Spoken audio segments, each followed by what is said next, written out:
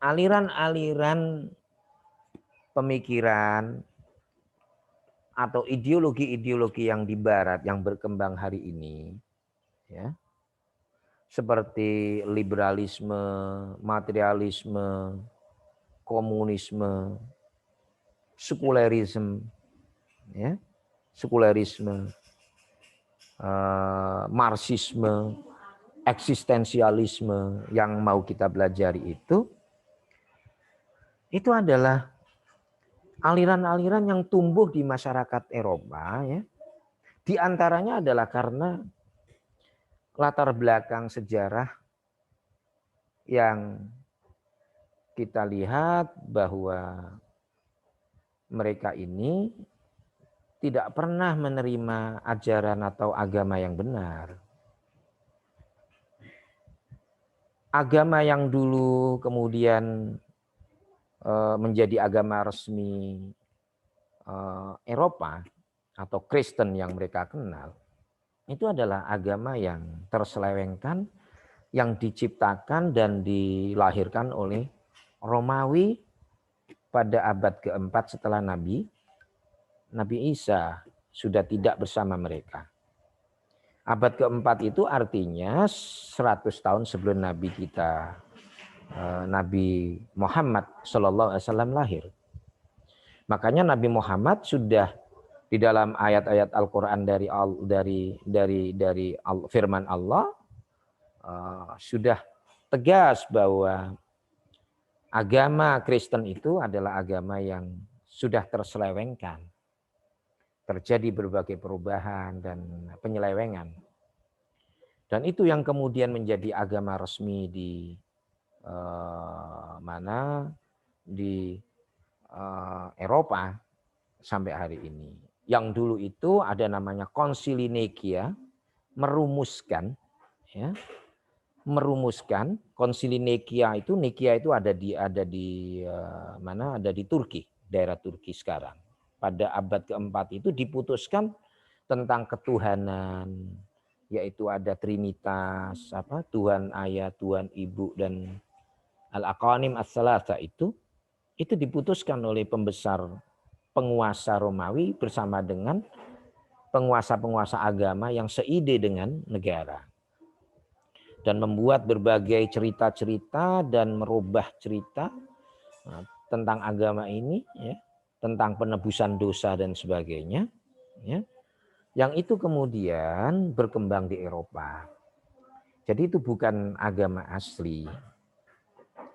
Nah, ketika Romawi sudah mulai turun kekuasaan secara politik dan sosial, ya, dan di saat yang sama Islam berkembang luas pada abad-abad pertengahan itu, ya, mulai kelahiran Nabi Muhammad, ya, risalah dan wahyu yang diturunkan kepada Nabi Muhammad, sampai kepada masa Muhammad Al-Fatih dari abad ke-5 Masehi sampai abad ke-14, yaitu pada tahun 1453 Muhammad Al-Fatih menggulingkan Konstantinopel, ya, di Istanbul sana, ya, di Turki.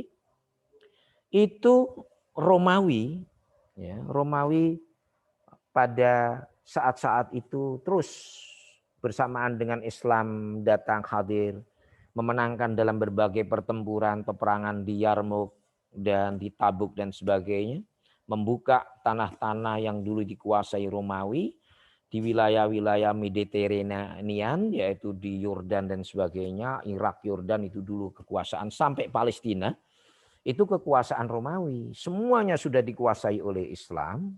Kerajaan Romawi turun, tapi pada saat yang sama, pada abad-abad 14 itu kekuasaan di Eropa itu berada pada gereja dengan agama yang sudah terselewengkan tadi.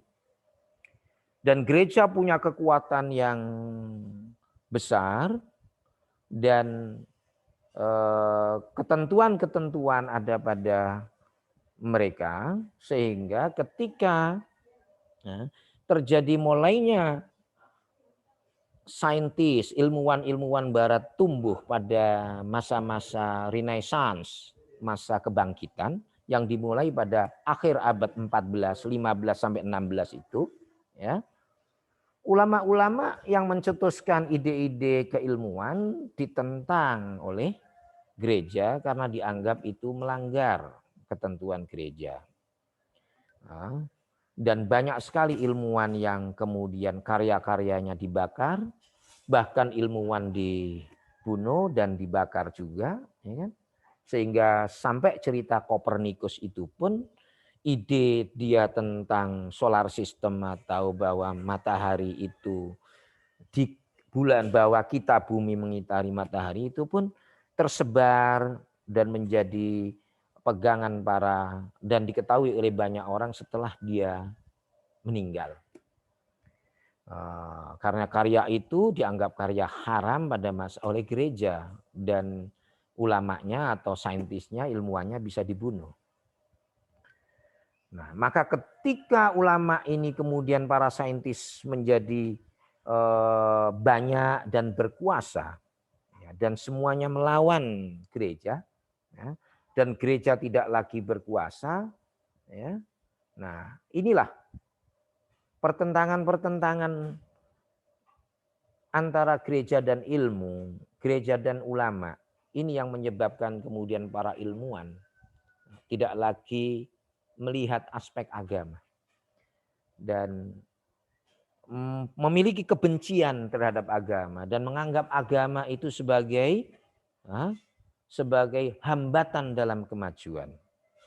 Maka teori-teori yang kemudian dan madhab-madhab atau aliran-aliran pemikiran yang lahir di Barat adalah pemikiran-pemikiran yang tumbuh, ya, dengan sifat pertentangan dan menentang gereja dan agama.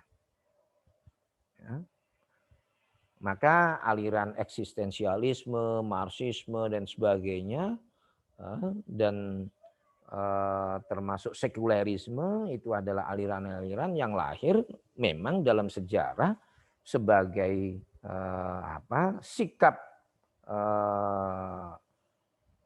sikap yang tidak kompromi, bahkan berlawanan dengan gereja ataupun para pemuka agama. Dan itu yang kemudian menjadikan Barat dan peradabannya seperti yang kita saksikan hari ini. Tentu ini sangat berbeda dengan sejarah Islam. Tidak ada sejarah pertentangan antara ilmu pengetahuan dan dengan agama dalam sejarah Islam. Bahkan Islam sendiri ketika lahir dengan ayat yang pertamanya justru menyuruhkan untuk menuntut ilmu.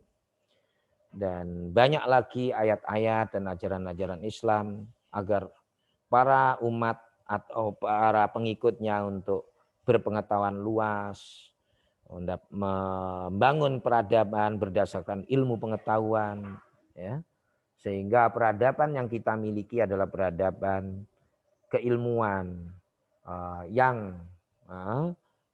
berbasis pada agama dan berbasis dengan ajaran-ajaran agama. Peradaban baik itu kultural, ekonomi, politik, dan semua unsur-unsur yang ada di dalam peradaban itu berpegang teguh dan berpijak kepada ajaran-ajaran dan norma-norma ataupun nilai-nilai keagamaan. Ini yang ada di dalam peradaban kita. Demikian muqaddimah, ya, pengantar dari mata kuliah kita, dan insya Allah kita akan jumpa pada kelas-kelas berikutnya, ya, dengan lebih detail tentang berbagai jenis dan aliran pemikiran modern khususnya yang di Barat. Terima kasih. Assalamualaikum warahmatullahi wabarakatuh.